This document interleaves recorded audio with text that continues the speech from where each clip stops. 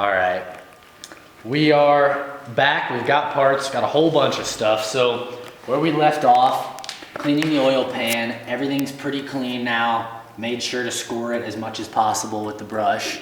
Of course, obviously not, but we've got all this cleaned off. I did clean the underside of the engine. There's a couple marks here. I'm not really sure when this happened. I never really checked to see if it was there before I took it off or not, but this is pretty bent up out of the way. So I don't know if that's gonna clearance and be an issue, but I am just going to take some pliers and fold it back down. Everything else is smooth here. I checked it with a level. It is all straight across this gasket mating surface. I just don't want this to interfere with something on the block and not allow me to torque it down. So I'll straighten that out, but other than that, everything's straight, cleared away on here. Now, the thing that's been holding me up, of course, is this guy here, the oil filter adapter. Now, from what I understand, this is models 87 to 92. So it includes the Renix and then first 2 years of the high output. Really the only difference here is the actual bolt. So this goes through here like this, and this threads into the engine block, and then your oil filter sticks straight up, points towards the sky and threads on like this. That's fine, but this leaks a ton all the time. So I have this gasket, and when you pull this bolt out, I was able to get this gasket as well in a Felpro set that I'll show you right here. This Felpro set that people recommended online, this works for, I think, the newer style. I had two of the gaskets for my older 87 and 92 bolt, 5/8 bolt style. There's a different style that comes with a 60 Torx, a T60 bolt that pulls out that's different. So the gasket that I was missing is this one right in here, where this mates with this guy. I could not find that, and it wasn't in the set. I found the Mopar part number, and I was able to cross-reference that through Advanced Auto is where I went, or CarQuest, I think they're the same, and I was able to find this, and they gave me this part. It was 99 cents. They're all cheap, it's just hard to find. So this matches up right in there. So I'm gonna swap out all these gaskets, clean them up, swap in the new ones, and then I'll put this back together and reassemble it, and I'll put the pan on.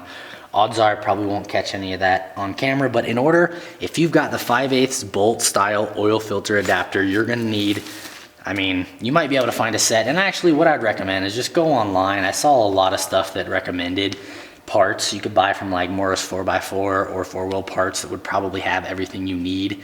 They seemed to know what they were talking about. I just didn't want to wait, so I didn't buy those kits. But if you don't want to wait, you're gonna need this Felpro set for 2 of them, and then I can put a part number for this one, the Mopar part number that you would need to cross-reference. You can call any auto parts store and they can get it. It ends up pulling up a distributor mounting gasket is what it's called, but it's the same size and everything dimension-wise.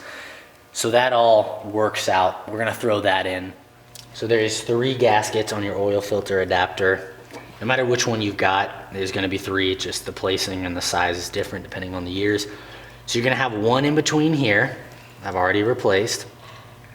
And then you're going to have the large one up here, and then where the bolt mates in here, you're going to have this little tricky one that I had trouble finding.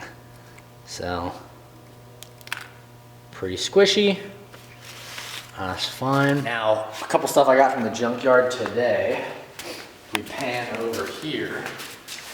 Would be, this is a ZJ fan clutch. So when I take out the one I've got, I'll show you the difference in the replacement. This one's way bigger. It's supposed to cool better. Same price at the junkyard, so I just grabbed the ZJ fan clutch.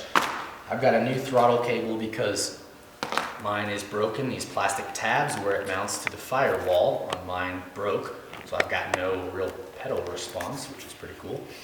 And then I've got some rear struts to hold up the tailgate. One thing I want to mention real quick, let's just go around to the front here and we'll look at this fan clutch in a couple ways that you know it's bad. So I was having an overheating issue, especially at idle. There was really no airflow going across the coil, across the engine here. If you get the camera down in here, this is your mechanical fan. There's a shroud in the way. Half my shroud is broken, so I'm gonna fix that. But if you see this fan, can you see that spinning in the camera or no? So when I go like this, I'm gonna chuck it, it keeps spinning. That is no good. That's a clear indication your fan clutch. You guys obviously can't see this, but when I turn this, there's a lot of resistance.